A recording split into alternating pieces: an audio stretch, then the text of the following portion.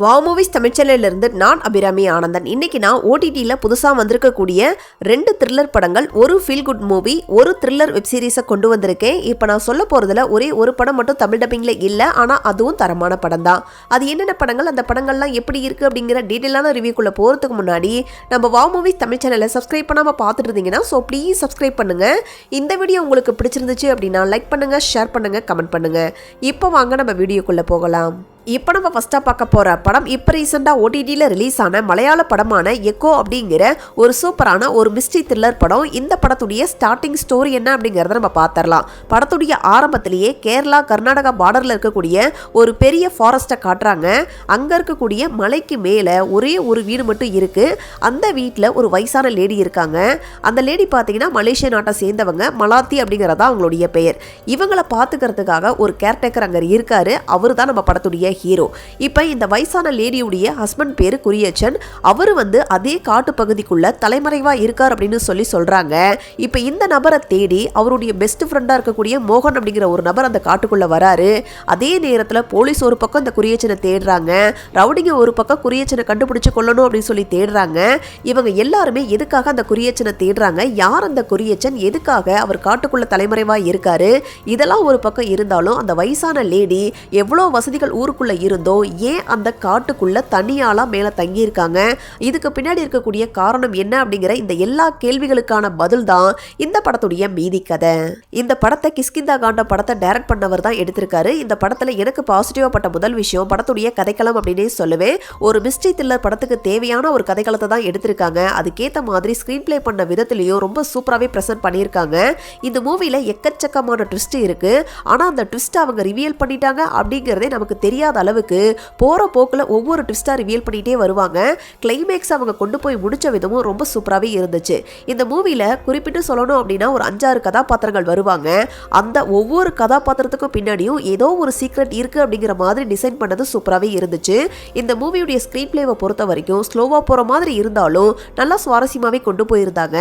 இந்த படத்துடைய ஸ்கிரீன் பிளேவை பொறுத்த வரைக்கும் இந்த படத்துடைய கதைக்களமே காடு, மலை, இதை சுற்றி நடக்கிற மாதிரியான கதைக்களம், அதை சினிமோட்டோகிராஃபி பண்ண விதமாக இருக்கட்டும், இல்லை பேக்ரவுண்ட் ஸ்கோரிங்காக இருக்கட்டும், ரொம்ப சூப்பராகவே இருந்துச்சு. இந்த மூவியில் நடிச்சிருந்த எல்லாருமே ஒரு நீட்டான ஒரு பர்ஃபார்மன்ஸே கொடுத்துருக்காங்க.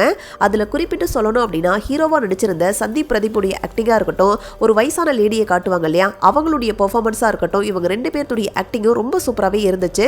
இதெல்லாம் இந்த படத்துடைய பாசிட்டிவ் அப்படின்னா இந்த படத்தில் ஒரு சில நெகட்டிவ்ஸும் இருக்குது. அதாவது படத்துடைய ஸ்க்ரீன் பிளேவை பொறுத்த வரைக்கும் ரொம்ப ஸ்லோவாக தான் கொண்டு போயிருப்பாங்க. மலையாள படம் அப்படின்னாவே ஸ்லோவாக தான் போகும். ஆனால் இந்த படம் இன்னுமே கொஞ்சம் ஸ்லோவாக போச்சு அப்படிங்கிற மாதிரி எனக்கு ஒரு ஃபீலை கொடுத்துச்சு. ரெண்டாவது படத்துடைய ஸ்க்ரீன் பிளே கொஞ்சம் கன்ஃபியூஸ் பண்ணுற மாதிரி தான் இருந்துச்சு. ஏன்னா ப்ரெசென்ட்ல ஒரு சீனை காட்டுவாங்க, அதுக்கு அடுத்த சீனே 5 வருஷத்துக்கு முன்னாடி நடந்த சீனை காட்டுவாங்க. அதனால நீங்கள் கவனித்து பார்த்தீங்க அப்படின்னா மட்டும்தான் இந்த படத்தில் வரக்கூடிய அந்த கதைக்களமாக இருக்கட்டும் இல்லை ட்விஸ்ட்டாக இருக்கட்டும் அது உங்களுக்கே புரியும். ஸோ ஓவராலாக இந்த படம் எப்படி இருக்குது அப்படின்னு கேட்டிங்கன்னா ஒரு நல்ல படம் தான், கண்டிப்பாக ட்ரை பண்ணி பார்க்கலாம். இந்த படத்தை நீங்கள் பார்க்கணும் அப்படின்னு நினச்சிங்கன்னா நெட்ஃப்ளிக்ஸில் அவைலபிளாக இருக்குது. இப்போதைக்கு தமிழ் டப்பிங்கில் இல்லை, மேபி 1 or 2 வீக்ஸில் தமிழ் டப்பிங்கில் வரலாம் அப்படிங்கிற மாதிரி சொல்கிறாங்க. தமிழ் டப்பிங்கில் வந்துருச்சு அப்படின்னா நான் உங்களுக்கு இன்ஃபார்ம் பண்ணுறேன். அடல் கண்டென்ட்டை பொறுத்த வரைக்கும் இந்த படத்தில் செக்ஸுவலாக பெருசாக எந்த ஒரு காட்சிகளும் கிடையாது. ஸோ இன்ட்ரெஸ்ட் இருக்குது அப்படிங்கிறவங்க ட்ரை பண்ணி பாருங்கள். இப்போ நம்ம ரெண்டாவதாக பார்க்க போகிறது இப்போ ரீசெண்டாக ஓடிடியில் ரிலீஸ் ஆன சவுத் கொரியன் வெப் சீரிஸான கேஷரோ அப்படிங்கிற ஒரு சூப்பர் ஹீரோ கான்செப்டில் ரிலீஸ் ஆன ஒரு ஃபேண்டசி வெப் சீரிஸ். இந்த சீரீஸுடைய ஸ்டார்டிங் ஸ்டோரி என்ன அப்படிங்கிறத நம்ம பார்த்துடலாம். வெப் சீரிஸுடைய ஸ்டார்டிங்லேயே நம்ம ஹீரோயினை காட்டுறாங்க. இவங்க 2 பேருமே 9 வருஷமாக ரிலேஷன்ஷிப்பில் இருந்துட்டு இப்போ தான் கல்யாணம் பண்ணிக்கலாம் அப்படிங்கிற மாதிரி ஒரு முடிவை எடுக்கிறாங்க. 2 பேருமே கொஞ்சம் கொஞ்சமாக அவங்க சம்பாரித்த காசையெல்லாம் சேர்த்து வச்சு சொந்தமாக ஒரு வீடு வாங்கணும் அப்படிங்கிறது தான் அவங்களுடைய ஒரு மிகப்பெரிய ஒரு ட்ரீமு. இப்படி ஒரு சிச்சுவேஷன்ல நம்ம ஹீரோவுடைய அப்பா நம்ம ஹீரோவை அவருடைய சொந்த ஊருக்கு வர சொல்லியிருப்பாரு. அங்க போன நம்ம ஹீரோ ஏதாவது நம்ம அப்பா தருவார் வாங்கிக்கலாம் அப்படின்னு நினைக்கும் போது நம்ம ஹீரோவுடைய அப்பா நம்ம ஹீரோவுடைய கையை பிடிச்சி இதுக்கப்புறம் இந்த பரம்பரை சொத்து உனக்கு தான், என்னுடைய சூப்பர் பவர் உனக்கு தான் அப்படின்னு சொல்லி டிரான்ஸ்ஃபர் பண்ணி விட்டுறாரு நம்ம ஹீரோவுக்கு. அதாவது இந்த சூப்பர் பவர் என்ன அப்படின்னு கேட்டிங்கன்னா நம்ம ஹீரோ எந்த அளவுக்கு அவருடைய சூப்பர் பவரை பயன்படுத்துகிறாரோ அந்த அளவுக்கு அவருடைய பாக்கெட்டில் இருக்கக்கூடிய காசும் கரைஞ்சு போயிடும். ஒரு நார்மலான மனுஷங்க பண்ண முடியாத அளவுக்கு நிறைய விஷயங்களை நம்ம ஹீரோவால் பண்ண முடியும். ஆனால் அதை பண்ணணும் அப்படின்னா அவருக்கு நிறைய பணம் வேணும். அந்த பணம் வந்து ஒவ்வொரு டைமும் அந்த பவரை யூஸ் பண்ணும்போது கரைஞ்சு போயிடும். இப்படிப்பட்ட ஒரு சூப்பர் பவர் நம்ம ஹீரோவுக்கு வந்ததுக்கப்புறம் நம்ம ஹீரோவுக்கு என்னென்ன மாதிரியான பிரச்சனைகள்லாம் வருது அப்படிங்கிறது தான் இந்த சீரீஸுடைய மீதி கதை. இந்த சீரீஸில் டோட்டலாக 8 எபிசோட் இருக்கு. ஒவ்வொரு எபிசோடும் ஆவரேஜாக ஒரு 45 மினிட்ஸ்லேருந்து 1 hour வரைக்கும் ரன் ஆகக்கூடியது. இந்த சீரீஸில் எனக்கு பாசிட்டிவாக பட்ட முதல் விஷயம் இந்த சீரீஸில் அவங்க யூஸ் பண்ண கான்செப்ட் அப்படின்னே சொல்லுவேன். சூப்பர் ஹீரோ கான்செப்டில் எக்கச்சக்கமான படங்கள் வெப் சீரிஸை நம்ம பார்த்துருக்கோம். ஆனால் இந்த சீரீஸுடைய கான்செப்டே கொஞ்சம் வித்தியாசமாக தான் இருந்துச்சு. அதாவது சூப்பர் ஹீரோவாக இருக்கிறவங்க எப்போ நினைச்சாலும் சூப்பர் ஹீரோவாக ஆக முடியாது. சில விஷயங்கள்லாம் இருந்தால் தான் அவங்க சூப்பர் ஹீரோவாக இருக்க முடியும் அப்படிங்கிற மாதிரி காட்டினது சூப்பராகவே இருந்துச்சு. இந்த சீரீஸில் நடிச்சிருந்த ஹீரோவாக இருக்கட்டும், ஹீரோயினாக இருக்கட்டும், இல்லை நெகட்டிவ் கதாபாத்திரங்களில் ஒரு சில பேர் வருவாங்க, அவங்களுடைய பெர்ஃபார்மன்ஸாக இருக்கட்டும், இல்லை ஹீரோ மாதிரியே சூப்பர் பவர் இருக்கக்கூடிய ஒரு சில பேரை காட்டுவாங்க, அவங்களுடைய பெர்ஃபார்மன்ஸாக இருக்கட்டும், எல்லாருமே ஒரு சூப்பரான ஒரு பெர்ஃபார்மன்ஸே கொடுத்துருக்காங்க. டெக்னிக்கலி இந்த சீரீஸ் ஒரு தரமான சீரீஸ் தான். இந்த சீரீஸில் வரக்கூடிய ஒரு சில சீக்வன்ஸ் எல்லாம் சூப்பராகவே இருந்துச்சு. அதாவது ஒரு ஹாலில் ஒரு ஃபைட் சீக்வன்ஸ் வரும், அதுவாக இருக்கட்டும், இல்லை நம்ம ஹீரோ ஒரு தனியாலாம் ஒரு பஸ்ஸை தூக்குவார், அந்த ஒரு சீனாக இருக்கட்டும், ஒவ்வொரு டைமும் நம்ம ஹீரோ அந்த சூப்பர் பவரை யூஸ் பண்ணும்போது அவருடைய காசு கரையிற சீனாக இருக்கட்டும் அப்படின்னு சொல்லி ஒரு சில விஷயங்களை சூப்பராகவே மேக் பண்ணியிருந்தாங்க. இதெல்லாம் இந்த சீரீஸுடைய பாசிட்டிவ். அப்படின்னா அந்த சீரீஸில் ஒரு சில ப்ராப்ளங்களும் இருக்குது. சீரீஸுடைய ஸ்க்ரீன் பிளேவை பொறுத்த வரைக்கும் பயங்கர சீரீஸாலாம் கொண்டு போயிருக்க மாட்டாங்க. ஒரு சில காட்சிகள் எல்லாம் நல்லா ஃபன்னாகவே கொண்டு போயிருப்பாங்க. ஒரு சில காட்சிகள் நல்லா பரபரப்பாகவே இருந்துச்சு. ஓவராலாக இந்த சீரீஸ் எப்படி இருக்குது அப்படின்னு கேட்டிங்கன்னா ஒரு டீசன்ட் வாட்ச் தான். கண்டிப்பாக ஒரு 1 டைம் ட்ரை பண்ணி பார்க்கலாம்.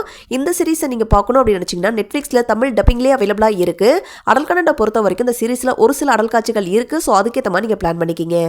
இப்போ நம்ம மூணாவதாக பார்க்க போகிறது ஹாலிவுட் படமான 40 Acres அப்படிங்கிற ஒரு போஸ்ட் அப்போகலிப்டிக் த்ரில்லர் படம். இந்த படத்தை நான் ஆல்ரெடி ரிவ்யூ பண்ணியிருக்கேன். அந்த டைமில் இந்த படம் பார்த்தீங்கன்னா ரெண்டல் ஆப்ஷனில் மட்டும் தான் இருந்துச்சு. இப்போ வந்து ஜியோ ஹாட்ஸ்டாரில் ஃப்ரீயாகவே அவைலபிளாக இருக்குது.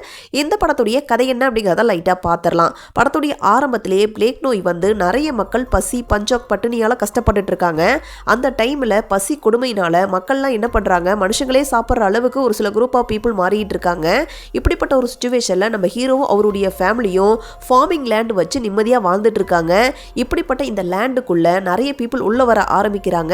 இப்படிப்பட்ட ஒரு சுச்சுவேஷனில் மாட்டிக்கிட்டு நம்ம ஹீரோவும் அவருடைய ஃபேமிலியும் தப்பிச்சாங்களா இல்லையா அப்படிங்கிறது தான் இந்த படத்துடைய மீதி கதை. இந்த படத்துடைய ஸ்க்ரீன் பிளேவை பொறுத்த வரைக்கும் ஸ்டார்டிங் போர்ஷனாக இருக்கட்டும், இல்லை கிளைமேக்ஸாக இருக்கட்டும், நல்லா பரபரப்பாகவே இருந்துச்சு. நடுவில் ஒரு சில சீக்வன்ஸ் மட்டும் கொஞ்சம் லேகிங்காக இருந்த மாதிரி இருந்துச்சு. ஓவராலாக இந்த படம் எப்படி இருக்குது அப்படின்னு கேட்டிங்கன்னா ஒரு டீசன்ட் வாட்ச் மூவி தான். இன்ட்ரெஸ்ட் இருக்குது அப்படிங்கிறவங்க ட்ரை பண்ணி பாருங்கள். இந்த படத்தை நீங்கள் பார்க்கணும் அப்படின்னு நினச்சிங்கன்னா ஜியோ ஹாட்ஸ்டாரில் தமிழ் டப்பிங்லேயே அவைலபிளாக இருக்குது. அடல் கண்டென்ட்டை பொறுத்த வரைக்கும் இந்த படத்தில் பெருசாக செக்ஸுவலாக எந்த ஒரு காட்சிகளும் கிடையாது. ஆனால் வயலண்டான ஒரு சில காட்சிகள் இருக்குது. ஸோ அதுக்கேற்ற மாதிரி நீங்கள் பிளான் பண்ணிக்கிங்க. இப்போ நம்ம லாஸ்ட்டாக பார்க்க போகிற படம் தெலுங்கு படமான வித்ய வாசுல அகம் அப்படிங்கிற ஒரு ரொமான்டிக் ஃபீல் குட் மூவி. இந்த படத்துடைய கதை என்ன அப்படிங்கிறத நம்ம பார்த்துடலாம். படத்துடைய ஆரம்பத்திலேயே நம்ம ஹீரோவுக்கும் ஹீரோயினுக்கும் கல்யாணம் ஆகுது. ஹீரோயின் நிறைய டெஸ்ட்லாம் வச்சு கண்டிஷன்லாம் போட்டு தான் இந்த கல்யாணத்தையே பண்ணியிருப்பாங்க. ஹீரோயினுக்காக இருக்கட்டும் இல்லை ஹீரோவுக்காக இருக்கட்டும் 2 பேருக்குமே ஈகோ கேரக்டர் இருக்குது. இப்படிப்பட்ட ஒரு சுச்சுவேஷனில் கல்யாணம் ஆனதுக்கப்புறம் இவங்க என்னென்ன மாதிரியான பிரச்சனைகளை எல்லாம் சந்திக்கிறாங்க அப்படிங்கிறது தான் இந்த படத்துடைய மீதி கதை. இந்த படத்துடைய கதைக்களம் இந்த காலகட்டத்துக்கு தேவையான ஒரு கதைக்களம் தான். ஆனால் அதை இவங்க ஸ்க்ரீன் பிளே பண்ண விதம் செகண்ட் ஹாஃபில் பெருசாக சுவாரஸ்யமாக இல்லை. ஃபர்ஸ்ட் ஹாஃப் ஓரளவுக்கு நல்லா சுவாரஸ்யமாக தான் கொண்டு போயிருந்தாங்க. இந்த படத்தில் இவங்க 2 பேருக்கும் ஒரு பிரச்சனை வந்திருக்கும். ஆனால் அதுக்கான சொல்யூஷன் அவங்க சொல்லாமையே டக்குன்னு இந்த படத்தை முடிச்சுட்டாங்க. ஓவராலாக இந்த படம் எப்படி இருக்குது அப்படின்னு கேட்டிங்கன்னா ஒரு டைம் பாஸ் கேட்டகரியில் பார்க்கக்கூடிய ஒரு படம் தான். யூடியூப்பில் ஃப்ரீயாகவே அவைலபிளாக இருக்குது, தமிழ் டப்பிங்லேயே இருக்குது. அப்படிங்கிறனால ட்ரை பண்ணி பாருங்கள். அடல் கண்டென்ட்டை பொறுத்த வரைக்கும் இந்த படத்தில் ஒரு சில அடல் காட்சிகள் இருக்குது. ஸோ அதுக்கேற்ற மாதிரி நீங்கள் பிளான் பண்ணிக்கிங்க. இதே மாதிரி சூப்பரான படங்களை பற்றி நீங்கள் தெரிஞ்சுக்கிறதுக்கு மறக்காமல் வவ் மூவிஸ் தமிழ் சேனலை சப்ஸ்கிரைப் பண்ணுங்கள், லைக் பண்ணுங்கள், ஷேர் பண்ணுங்கள், கமெண்ட் பண்ணுங்கள். தேங்க்யூ.